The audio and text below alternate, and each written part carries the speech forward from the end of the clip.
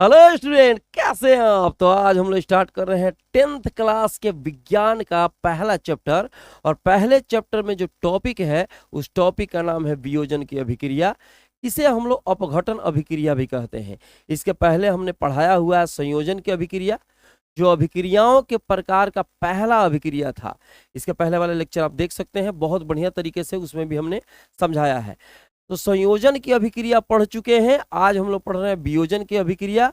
मुझे लगता है कि खूब बढ़िया से ये भी आपको समझ में आएगा। तो चलिए लेट न करते हुए शुरू करते हैं। देखिए, आज इस टॉपिक के बारे में पढ़ना है वियोजन की अभिक्रिया। वियोजन का मतलब होता है टूटना, संयोजन का मतलब होता है जुटना। तो संयोजन की अभिक्रिया में क्या बताए थे देवता? बताए थे कि पहिलका यौगिक और दूसरका यौगिक, हो सकता है कोई तीसरका यौगिक भी मिले और किसी एक यौगिक का निर्माण कर दे। एगो चीज मिला, दूसर का मिला, तीसर का मिला, बांध दिया, बांधने के बाद एगो तैयार हुआ तो कहेंगे संयोजित हो रहा है, संयोजित हो रहा है। तो ये संयोजन की अभिक्रिया हो रही है, ठीक है। लेकिन हम लोग पढ़ रहे हैं वियोजन अभिक्रिया। अपघटन अभिक्रिया उल्टा कर देंगे, बस ऐसे धके पलट देंगे। माने एगो गोलवा आ गया इधर, इस गोलवा को फोड़ेंगे। गोलवा को जो फोड़ेंगे तो एगो गोला, दो गोला, तीन गोला। इसका मतलब हुआ कि कोई एक यौगिक दो या दो से अधिक यौगिकों में तोड़ा जा रहा है। यहाँ दो या दो से अधिक यौगिक जोड़कर एगो बन रहा था, जिसे संयोजन कहा गया। जब एक यौगिक दो या दो से अधिक पार्ट में टूटे तो उसको वियोजन कहते हैं। तो ये वियोजन की अभिक्रिया है, ऊपर वाला संयोजन की अभिक्रिया है। इसके बारे में पढ़ा चुके हैं, तो अभी आज इसके बारे में चर्चा नहीं करेंगे। आज इसके बारे में चर्चा करेंगे वियोजन की अभिक्रिया। तो अगर कोई परिभाषा पूछे तो बस सोचना विचारना नहीं है देवता, सीधे कहना है कि जब एक यौगिक को दो या दो से अधिक पार्ट में खंडित कर दिया जाए, जब एक यौगिक को दो या दो से अधिक यौगिकों में, ठीक है, तोड़ दिया जाता है, तो इस क्रिया को कहते हैं वियोजन अभिक्रिया। तो कैसे नहीं तोड़ देंगे पट से ना, ठीक है। मैंने ये तो याद हो गया ना जी कि एक यौगिक दो या दो से अधिक यौगिकों में चेंज किया जा रहा है, ठीक है, तो उसको कहते हैं हम लोग अपघटन अभिक्रिया। लेकिन अब किसी तरह से नहीं चेंज होता है, उसका कुछ प्रोसेस होता है। परिभाषा लिख लेना जो अभी बताए हैं कि एक यौगिक जब दो या दो से अधिक यौगिकों में बदलता है तो उसे हम लोग कहते हैं वियोजन अभिक्रिया।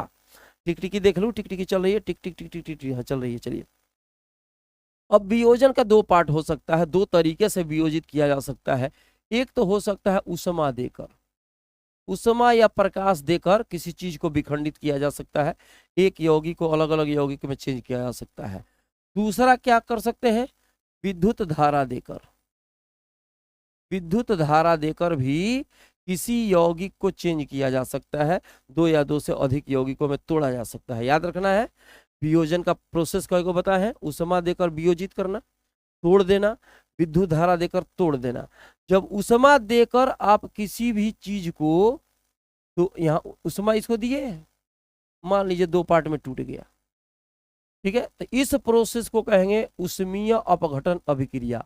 उष्मा जोड़ दो, इसमें उष्मा जोड़ दो तो कहेंगे ये टूटा ना, यहां से एक पार्ट दो पार्ट में चेंज हो गया, किसको देने से? उष्मा देने से। तो कहेंगे उष्मीय, उष्मा से उष्मीय बन गया, और अपघटन, अपघटन अभिक्रिया, उष्मीय अपघटन अभिक्रिया। समझ लिया मेरे भाई?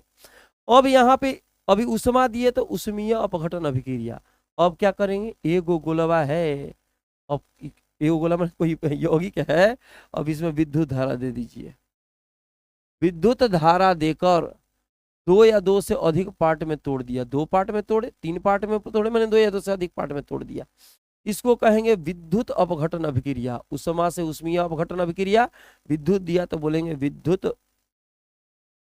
विद्युत अपघटन, अपघटन अभिक्रिया, अभिक्रिया, ठीक है, विद्युत अपघटन अभिक्रिया। और यहाँ हो गया उष्मीय अपघटन अभिक्रिया। समझ में आ गया? कोई पूछे अपघटन अभिक्रिया क्या है तो क्या बोलेंगे?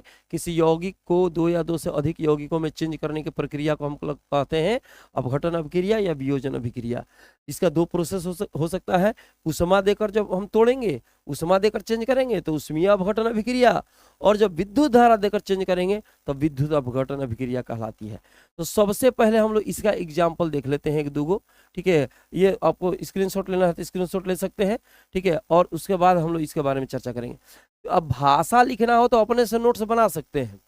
भाषा अगर लिखना हो मेरे भाई तो खूब बढ़िया से अपना से मेरी बात सुनकर भी लिख सकते हैं कि उष्मा देकर जब एक यौगिक को दो या दो से अधिक यौगिकों में बदला जाता है, इस अभिक्रिया को उष्मीय अपघटन अभिक्रिया कहते हैं। तो विद्युत धारा देकर एक यौगिक को दो या दो से अधिक यौगिकों में बदला जाता है, उसे विद्युत अपघटन अभिक्रिया कहते हैं। इस तरह से अपना सुन सुन कर भी परिभाषा लिखा जा सकता है। कोशिश करेंगे भविष्य में आपके लिए पीडीएफ भी उपलब्ध कराएं ताकि आप लोग को दिक्कत न हो लिखने में। उसको भी याद करिएगा तो काम चलेगा, नहीं दौड़ेगा, ठीक है। तो चलो पहला हम देख लेते हैं उष्मीय अपघटन अभिक्रिया उष्मा देकर कैसे चेंज करते हैं। नाम तो सुना होगा, calcium carbonate CaCO3। Calcium carbonate देखा है मेरे भाई। कैल्शियम कार्बोनेट को आप कह सकते हैं चूना पत्थर। चूना पत्थर कहा जाता है, चूना चूना, पत्थर पत्थर, चूना पत्थर। ये होता है सॉलिड, तो एस लिख सकते हैं, एस का मतलब सॉलिड हो गया, ठीक है। चूना पत्थर में जब उष्मा दीजिएगा, उष्मा इसका मतलब उष्मीय अपघटन अभिक्रिया का एग्जाम्पल चल रहा है, ठीक है। उष्मा जब इसमें दीजिएगा तो दो पार्ट में टूटेगा, एक CaO और एक टूट जाएगा CO2, ठीक है। CaO का मतलब होता है कैल्शियम ऑक्साइड, इसे कली चूना भी कहा जाता है। ये चूना है, ये भी चूना एक प्रकार का, इसको कली चूना कहा जाता है। आप सुने होंगे सीमेंट वेमेंट बनता है, तो सीमेंट बनने में अधिकतर प्रयोग CaO कली चूना का ही प्रयोग होता है। ये भी सॉलिड रूप में होता है। कार्बन डाइऑक्साइड तो जन्म करते हैं गैस होता है, carbon dioxide, oxygen, carbon dioxide, तो गैस के निकल रहा है तो इसको कहेंगे कार्बन डाइऑक्साइड। ये एग्जाम्पल समझ गए कि एक यौगिक है और इसको उष्मा देकर दो यौगिकों में चेंज कर दिया, ये भी यौगिक है वो भी यौगिक है। लेकिन याद रखना चाहिए इसका नेचर और इसका नेचर अलग है, और इसका नेचर और इसका नेचर अलग है। इसका मतलब मूल यौगिक जिसको तोड़ा जा रहा है उसका नेचर इन दोनों यौगिकों के नेचर से क्या है, भिन्न है। ये तो समझ में आ गया। दूसरा एग्जाम्पल इस पर देख लेते हैं, ठीक है। अब जैसे मान लो कि कहीं कहीं आप सुने होंगे, चाहे सुना देते हैं हम, छोड़ो। और ये है एक क्वथन नली। क्वथन नली का, क्वथन का मतलब होता है किसी चीज को उबालने की क्रिया, ठीक है, गर्म करने वाली नली है, जिसमें गर्म करेंगे तो नली फूटेगी नहीं, ये क्वथन नली है, ठीक है। इस तरीके से है, मान लो। अब इसको क्या किया जा रहा है, ठीक है, थोड़ा कलर बदल लूं आपको दिखाई देगा। इसको यहाँ पे गर्म किया जाएगा, हम यहाँ पे गर्म कर रहे हैं। क्या कर रहे हैं देवता, गर्म कर रहे हैं, देखिए। अब इसमें छोटे छोटे यहाँ पे रखे गए हैं चूर्ण, क्रिस्टल रखे गए हैं। कौन सी का क्रिस्टल है ये भी समझ लो। ये जो क्रिस्टल आपको दिखाई दे रहा है देवता यहाँ पे, भाई ये है FeSO4 × 7H2O। इसको कहते हैं फेरस सल्फेट। क्या बोलते हैं मेरे भाई, फेरस सल्फेट। फेरस सल्फेट का, ferrous sulphate sulphate sulphate sulphate ferrous sulphate का क्रिस्टल है। छोटे छोटे फेरस सल्फेट के टुकड़ों को, क्रिस्टल को यहाँ पर डाला गया है किसी क्वथन नली में, नली है, ठीक है, उसमें डाल दिए हैं, शीशा का बना हुआ है। इसको क्या करते हैं, हम गर्म कर रहे हैं। जब गर्म करते हैं तो देख रहे हैं मेरे भाई कि यहाँ पे H2O है, मतलब पानी है। तो सबसे पहले इसमें का पानिया ऊपर उड़ जाता है, पानी तो उड़बे करेगा। अब दूध गर्म कर रहा है, और दूध को गर्म करेगा तो सबसे पहले उसमें क्या उड़ता है, पानी उड़ता है। फिर दूध का जो पार्ट बच जाता है उसको भी अगर तुम खौलाते रहा, उसके बाद जल जाएगा, जलाते रहा तो उसका गंध निकलना चालू करेगा, कुछ ना कुछ गंध निकलेगा, कहेगा दूध जल रहा है। पता चल जाएगा तुमको, दूर से भी दूसरे रूम में भी रहेगा तो कहेगा अच्छा दूध बैठा तो दूध जल गया का दूना, पता चल, उसका महक कुछ निकलता है। तो पहले शुरू में तो महक कम मिलेगा आपको, लेकिन बाद में जब जलने लगेगा तो एकदम पक्का है कि पता चल जाता है कि दूध जल रहा है। उसी प्रकार यहाँ पे जब फेरस सल्फेट के क्रिस्टल को गर्म करते हैं तो इसके अंदर उपस्थित जो जल होता है उड़ जाता है, वही दूध हवा की तरह। अभी जलना चालू करेगा, तो जब जलना चालू करेगा FeSO4, तो सल्फर तो जो होता है ना वो उसमें से गंध निकलता है। तो ये जब निकलेगा तो सल्फर जलेगा तो सल्फर का गंध मिलना चालू करता है।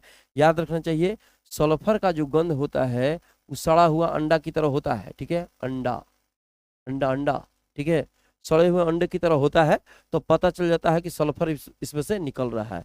तो बचा का FeSO4। अब यहाँ क्वेश्चन आता है कि FeSO4 कैसे टूटेगा, तो देखिए बताते हैं। फेरस सल्फेट ये सॉलिड है, ये क्या है मेरे भाई, सॉलिड है। 2FeSO4। अब मन में प्रश्न आएगा कि 2 काहे लिखे हैं। अरे भाई जब आप क्रिस्टल डाले हैं तो एक ही दुगो यौगिक है, उसमें बहुत सारे हैं। तो ये पार्ट में हम 2FeSO4 को तोड़ेंगे। जब 2FeSO4 को तोड़ेंगे तो 3 पार्ट में टूटेगा। एक होगा Fe2O3, ये क्या है, फेरिक ऑक्साइड। ये हो गया फेरस सल्फेट, फेरस सल्फेट, नाम तो याद करना पड़ेगा मेरे भाई। ये हो गया फेरिक ऑक्साइड, फेरिक नीचे लिख देते हैं ऑक्साइड, फेरिक ऑक्साइड, ये भी सॉलिड होता है। ठीक है, अब इसमें दो चीजें मिलेंगी, इसको मिटा दें चित्र को, चित्र तो समझ गया। यहाँ पे क्या लिए थे, एक क्वाथन लिए थे, इसमें फेरस सल्फेट का हम क्रिस्टल डाले थे। फेरस सल्फेट का जल होता है, कुछ जल का पार्ट होता है, जल उड़ जाता है, उसके बाद ये गर्म होता है तो ये अलग अलग पार्ट में टूटता है, जिसको हम तोड़ने का प्रयत्न कर रहे हैं। सल्फर का गंध, सड़ा हुआ अंडा, सब मिटा दो। ठीक है, अब यहाँ देखो क्या बचा, यहाँ बचता है SO2 सल्फर डाइऑक्साइड, ये भी गैस है मेरे भाई, और यहाँ SO3 सल्फर ट्राइऑक्साइड, वो भी गैस है। 3 पार्ट में टूटा, ये हो गया ferric oxide, sulphur dioxide, sulphur trioxide. अब देख लो कि संतुलन की स्थिति में है कि नहीं। 2 गो फेरस है, लोहा, 2 गो फेरस है, 2 गो सल्फेट है, 2 से गुना है ना, 2 गो सल्फेट है, हई तो सॉलिड के लिखे हैं। यहाँ पे देखो एगो सल्फर, एगो सल्फर, यहाँ 2 गो सल्फर था। आ देखो O 4, यहाँ 2, 2 चौका 8, ऑक्सीजन हो गया 8। यहाँ पे ऑक्सीजन कितना है, ऑक्सीजन यहाँ 3 है, यहाँ ऑक्सीजन 3 है, 6 और 2 8। इसका मतलब कि समीकरण संतुलन की स्थिति में है। तो अगर फेरस सल्फेट को गर्म किया गया तो फेरिक ऑक्साइड मिला, सल्फर डाइऑक्साइड, सल्फर ट्राइऑक्साइड, इसका मतलब एक यौगिक 2 या 2 से अधिक पार्ट में विभक्त हो गया। तो ये भी वियोजन की अभिक्रिया को साबित कर रहा है कि वियोजन की अभिक्रिया है। एग्जाम्पल समझ में, एग्जाम्पल बहुत सारे हो सकते हैं, तो ज्यादा उस पर चर्चा करने की जरूरत नहीं है। ठीक है, 2 एग्जाम्पल हम बता दिए हैं। ठीक है, मुझे लगता है ये मेन टॉपिक था, मेन एग्जाम्पल था, इसमें से बहुत सारा क्वेश्चन पूछता रहता है। तो अभी हम लोग क्या पढ़ रहे थे, वियोजन अपघटन अभिक्रिया का पहला प्रोसेस। पहला प्रोसेस क्या था, उष्मा देकर, यहाँ पर भी उष्मा ही दिया गया है, अभी तो दिखाया था गर्म किया गया है, उष्मा देकर ही चेंज किया गया है। अब हम लोग क्या पढ़ेंगे, इसको हम मिटाएं या चलो इसको ऊपर भगा देते हैं, इसको ऊपर ही भगा देते हैं, ऊपर चला गया। चलो अब विद्युत धारा प्रवाहित करके हम लोग विद्युत अपघटनी विधि के बारे में हम लोग समझेंगे। 2-4 एग्जाम्पल इसमें बता देंगे, बस छोड़ा हो जाएगा बस। ठीक है, पहला एग्जाम्पल देख लो, पहला एग्जाम्पल देखो देवता, नाम सुना है ना, 2NaCl, sodium chloride. Sodium chloride में धारा का हम लोग विद्युत धारा बहाएंगे, विद्युत धारा। जब सोडियम क्लोराइड में जब तुम विद्युत धारा करंट बहाओगे तो क्या मिलेगा, 2Na, सोडियम अलग हो जाएगा और साथ में क्लोरीन अलग हो जाएगा। ठीक है, अब यहाँ देखिए सोडियम अलग हो गया, क्लोरीन अलग हो गया, ये भी वियोजन हो रहा है, लेकिन किसके चलते, विद्युत धारा के चलते। तो कहेंगे कि यहाँ विद्युत अपघटनी विधि लागू हो रहा है।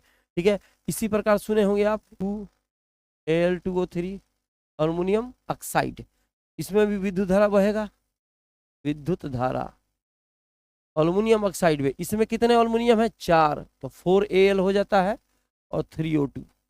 ठीक है, अब यहाँ पे आप देख सकते हैं कि एक यौगिक फिर 2 पार्ट में बटा है, अल्युमिनियम में, ऑक्सीजन में। तो ये हो गया विद्युत धारा देकर आप अलग अलग पार्ट में बांट रहे हैं, तो इसको हम लोग कहेंगे विद्युत अपघटनी विधि, विद्युत के द्वारा अलग अलग पार्ट में चेंज करना। हाँ, थोड़ा आपको याद करना पड़ेगा, सोडियम क्लोराइड है, सोडियम है, क्लोरीन है, अल्युमिनियम ऑक्साइड है, तो यहाँ पे अल्युमिनियम है, ऑक्सीजन है, अलग अलग पार्ट में। अब दिमाग में ये नहीं आना चाहिए कि है ना 2 कर देंगे, होने 3 कर देंगे। जैसे है थोड़ा बहुत प्रैक्टिस करोगे तो अभी आएगा, ना तो बस माथा फ्यूज। भाई तो समझ में आ गया। इसी पे एक क्रियाकलाप दिया है, वो पढ़ना थोड़ा ज्यादा इंपॉर्टेंट है, उसको हम समझाते हैं, खूब बढ़िया समझो। क्रियाकलाप जो दिया है वो जानना एकदम जरूरी है। तो क्रियाकलाप में सबसे पहले क्या करते हैं, एक पात्र पर विचार करिए, ये पात्र है, इसी पर आधारित क्रियाकलाप दिया है आपके NCERT में, वो पढ़ना बहुत जरूरी है। ठीक है, ये एक पात्र है, क्या है मेरे भाई, पात्र। और जो मेरे बातों को ध्यान नहीं देगा वो महापात्र है, आई बॉल। ठीक है, तो ध्यान दीजिए, और जो है यहाँ पे एक यहाँ छिद्र कर दीजिए और एक यहाँ छिद्र कर दीजिए। पात्र में दो जगह हम छिद्र कर दिए हैं। ध्यान दो, एक पात्र है, पात्र में दो जगह छिद्र कर दिए हैं। जब छिद्र कर गया तो इसमें कुछ भरेगा, भरेगा बाद धप देना नीचे गिरेगा। अब क्या करेंगे देवता, इसमें क्या करो अब कि सेल देखा है ना, सेल, सेल देखा होगा, बैटरी सेल, सेल को जब तोड़ेगा टॉर्च वाला सेल को, तो उसमें बीच में एक मोटा इसे डंटी निकलेगा का, तो कोची का होता है, ग्रेफाइट का होता है। उसी ग्रेफाइटवा को यहाँ लगा दो, कार्बन का बना होता है, उसी ग्रेफाइट को यहाँ लगा दीजिए। ये ग्रेफाइट हमने लगा दिया, देख लीजिए, ढींगा चिका ढींगा चिका ढींगा चिका ढींगा चिका ढींगा चिका।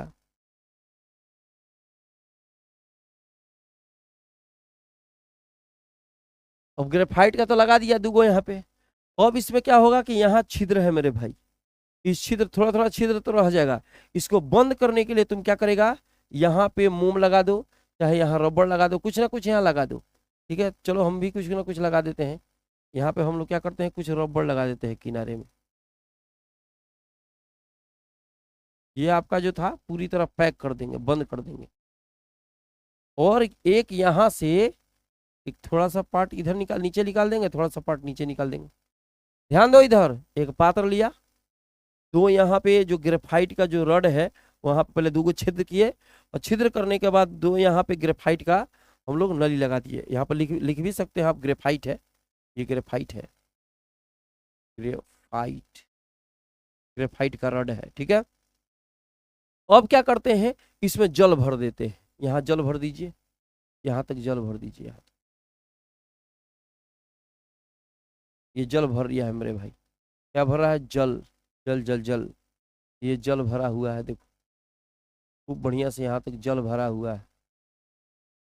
ये जल है, जल मैंने पानी, पानी मैंने वाटर, जल है, जल, जल है, जल देवता, जल जल जल जल जल, ये जल है, जल है। ठीक है, अब ध्यान देने का। अब क्या करते हैं, दो परख नली लेते हैं। परख नली शीशे की बनी हुई परख नली होती है, कलर थोड़ा बदलते हैं परख नली का। ठीक है, दो परख नली ले लो, और परख नली में भी पानी भर देते हैं। यहाँ ध्यान दो, यहाँ पे देखो, ये एक परख नली है, परख नली में भी हम पानी भर दीजिएगा।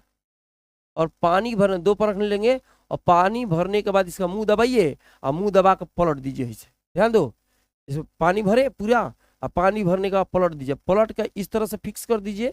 ठीक है, यहाँ पे एगो फिक्स करिए, दूसरा फिक्स यहाँ पे करिए। चलिए, इस तरीके से। ठीक है, समझ रहा है मेरे भाई, यहाँ पे एगो फिक्स किए हैं, दूसरा यहाँ पे फिक्स किए हुए हैं। अब इसमें क्या करते हैं कि दो चार बूंद यहाँ पे, दो चार बूंद, ज्यादा नहीं, दो चार बूंद दिखेगा थोड़ा बहुत, दो चार बूंद जो अलग कलर आपको दिखाई दे रहा है, यहाँ पे हम डाल दिए हैं सल्फ्यूरिक अम्ल का बूंद। ठीक है, सल्फ्यूरिक अम्ल H2SO4, H2SO4 का दो चार बूंद इसमें डाल देते हैं, ताकि अपघटन में काफी सुविधा हो पाए। जहाँ करंट का प्रवाह करे तो खूब बढ़िया से करंट का प्रवाह हो पाए। ध्यान दो फिर से, क्योंकि खाली जल में करंट का प्रवाह नहीं होता है। खाली जल में करंट भेजिएगा, जाएगा नहीं जाएगा। तो यहाँ सबसे पहले एक पात्र लिए हैं, शीशे का पात्र मान सकते हैं या प्लास्टिक का पात्र मान सकते हैं। अब उसमें क्या करते हैं, दो होल कर दिए हैं, दो होल में क्या करिए, ग्रेफाइट का रड लगा दिए। ग्रेफाइट का रड लगाने के बाद दूगो सिरा यहाँ नीचे निकाल दिए, पास पास में यहाँ पे मोम लगा दीजिए, और चाहे यहाँ पे रबड़ लगा दीजिए, ताकि यहाँ पे जो लीकेज हो वो बंद हो जाए। उसके बाद इसमें पानी भर दिए हैं, पानी भरने के बाद दो परखने लेते हैं, उसमें पानी भरकर और उलट देते हैं। उलटने के बाद क्या करेंगे देवता कि यहाँ पे एक बैटरी ले लेते हैं, एगो प्लस हो गया, एगो क्या हो गया, माइनस हो गया। ठीक है, समझ में आ रहा है, एनोड और माइनस को है कैथोड। तो ये हो गया आपका एनोड, ये हो गया कैथोड। अब क्या करते हैं देवता, हम प्लस से इसको कनेक्ट करते हैं, यहाँ से एगो तार के माध्यम से इसको कनेक्ट करिए, और तार के माध्यम से इसको कनेक्ट करिए। ध्यान से समझने का, एक बार फिर से बता देते हैं। एक पात्र लिया, पात्र में दो छिद्र बना दिए, दो ग्रेफाइट का रड लगा दिया, साथ में क्या किया मेरे भाई, यहाँ पर लीकेज को बंद कर दिया। उसके बाद यहाँ जल भर दिया, जल के बाद दो परख नली में जल भर के पलट दिया। उसके बाद एक बैटरी लेकर, एगो को प्लस एगो माइनस, प्लस को एनोड माइनस को कैथोड कहते हैं। तो अब देखा जाता है, कुछ समय तक छोड़ दीजिए, जब करंट का प्रवाह होता रहेगा तो पता चलेगा कि इसमें बुलबुला उत्पन्न होना चालू हो गया। और बुलबुला को गोल गोल बना दें, यहाँ अलग कलर लेना पड़ेगा थोड़ा थोड़ा, इस कलर से बनाते हैं। चलो यहाँ पे बुलबुला उठना चालू होगा, इस परख नली में बुलबुला उठना चालू होगा। तो अब क्या देखा जाता है, इसमें जो एनोड है इसमें ऑक्सीजन भरेगा और कैथोड में क्या वो भरेगा, हाइड्रोजन भरेगा। तो एनोड में जब ऑक्सीजन भरेगा तो इसमें होता है ऑक्सीजन कम, और हाइड्रोजन जब भरेगा तो हाइड्रोजन, चलिए थोड़ा टिकटिकी देख लें मेरे भाई, कुछ गड़बड़ी हो जा रही है, चलिए कोई बात नहीं। बता रहे थे कि इसमें ऑक्सीजन की मात्रा आएगी, इसमें हाइड्रोजन की मात्रा आएगी। एनोड वाले में ऑक्सीजन, कैथोड वाले में हाइड्रोजन। ऑक्सीजन की मात्रा जो होती है कम आएगी बनिस्पत हाइड्रोजन के, हाइड्रोजन ज्यादा आएगा। कारण देखिए ज्यादा होने के चलते ऊपर से दाब ज्यादा पड़ा है, जिसके चलते यहाँ पे ये आ गया है, ठीक है। और ऑक्सीजन की मात्रा कम होने के चलते जल ऊपर की तरफ है, यहाँ तक है, और हाइड्रोजन ज्यादा होने के चलते इसको चाप दिया है तो नीचे चला आया है। मतलब यहाँ पे हाइड्रोजन कम है, ऑक्सीजन कम है, और इसका आयतन ज्यादा है। काहे ज्यादा है, पानी में होता है H2O। पानी क्या होता है मेरे भाई, H2O। इसका मतलब जल के निर्माण के लिए एक वो ऑक्सीजन की मात्रा चाहिए और 2 गो हाइड्रोजन की मात्रा चाहिए। तो जहां जहां ऑक्सीजन होगा वहां वहां 2 गो हाइड्रोजन लड़ियाया होगा, लगा होगा। तो जब अलग अलग पार्ट में बटेगा श्रीमान, तो यहाँ पे हाइड्रोजन की मात्रा ज्यादा होगी, इसका आयतन ज्यादा होगा, ऑक्सीजन का आयतन कम होगा। तो जब ज्यादा बढ़ेगा तो चापेगा ज्यादा, तो पानी आ जाएगा नीचे, समझ रहा है। और यहाँ पे चापेगा कम तो पानी चल जाएगा तनी ऊपर। तो देखो यहाँ पे हाइड्रोजन का खाली स्थान ज्यादा है, ऑक्सीजन का खाली स्थान कम है, इसका मतलब हाइड्रोजन की अपेक्षा ऑक्सीजन कम है। अब पता कैसे करें, अभी तो हमने बता दिया कि एगो में हाइड्रोजन एगो में ऑक्सीजन है, लेकिन शुरू में तो पता नहीं चला होगा कि कौन हाइड्रोजन है कौन ऑक्सीजन है। तो उसको पता करने का क्या जरिया था, किया क्या गया कि दोनों परख नलियों को इस तरह से उंगली से दबाकर बढ़िया तरीके से निकाला गया, यहाँ पर रखा गया, एगो यहाँ पर रख दो और एगो परख नली यहाँ पे रख दो, समझ रहा है मेरे भाई। 2 गो परख नली को अलग अलग रख दिए हम। अब इसमें क्या है, यहाँ पे और यहाँ पे एक तिल्ली लाइए और एक यहाँ पे तिल्ली लाइए। तिल्ली क्या हो रहा है मेरे भाई, तिल्ली में क्या है, ये जल रहा है तिल्ली, यहाँ पर भी तिल्ली जल रहा है। अब देखिए क्या होता है, जिसमें हाइड्रोजन होता है, जिसमें हाइड्रोजन होएगा, इसमें अगर हाइड्रोजन है तो ये पटपट की आवाज करेगा, पटपटाएगा। अब पटपटाने के बाद न तुरंत थोड़ी देर के बाद बुता जाएगा। हाइड्रोजन होगा तो ये पटपट की आवाज करके जलेगा, उसके बाद बुझ जाएगा। लेकिन अगर ऑक्सीजन हुआ देवता तो ये किसी प्रकार का आवाज नहीं करेगा, और पता चलेगा जो लौ जल रही है इस लौ में बढ़ोतरी हो जाएगी। आप सुने ही हैं कि ऑक्सीजन की उपस्थिति में ही कोई चीज बढ़िया से जलता है, ऑक्सीजन की कमी होगी तो अच्छा से नहीं जल पाएगा। एज फॉर एग्जांपल पहले का लालटेन लैंप आता था, वो तो दुनिया हटिए गया, लेकिन कभी दीपक भी जलाए होंगे और दीपक को चारों तरफ से घेर दीजिएगा तो पता चलेगा उसका जो लौ बढ़िया से जल रहा था वो कम हो जाएगा। ज्यादा घेर देगा, कार्बन डाइऑक्साइड की उपस्थिति ज्यादा हो जाएगी तो बुताई हो जाएगा, समझ रहे ना। तो यहाँ पे क्या है, ऑक्सीजन की जब मात्रा मिलती है तो बहुत बढ़िया तरीके से धुई करके जलने लगता है। तो इससे पता चलता है यही ऑक्सीजन है और ये क्या है, हाइड्रोजन है। तो विद्युत का प्रयोग करके देखिए क्या किया, 2 पार्ट में इसको बांटा गया है, अलग अलग पार्ट में बांटा गया है। तो इसको भी हम क्या कहेंगे, विद्युत अपघटनी विधि। मुझे लगता है खूब बढ़िया तरीके से समझ में आया होगा। तब तक जहां रहिए स्वस्थ रहिए, मिलते हैं छोटे से ब्रेक के बाद नेक्स्ट टॉपिक में।